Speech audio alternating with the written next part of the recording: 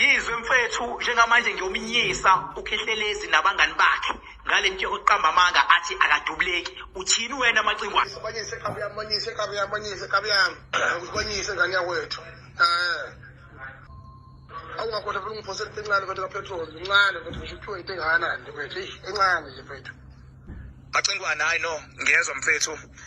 Ngizofaka upetrol lokhala ngawo ngizokuphonsela uncane mfethu. Phela uyazi mfethu njengoba kuthiwa ngubhaka angiyona into yokudlala mngani wami yabo. So kulungile zokufaka mhlawumbe into engakanani engayifaka mfethu. Yabo njengoba ukhala nje. Akakhule u1 mfethu u1 ngaba right mfethu.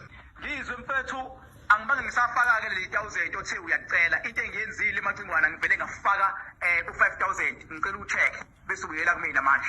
Thank you. Yabonga mfowethu. Mfethu ngeke bayi-understand thina eyam nawe sisuka kude kakhulu siney'mpande asihlangananga phezulu njengamagatsha baba yabona siney'mpande sinomlando esiphezu wawo cwala. Unjalo ngane yakwethu unjalo nami futhi loshuni mfethu ongidodise ngawo longiyibambile emhlangano mfethu ezoshiya iphalishi hayi kube kunjalo nje yamala.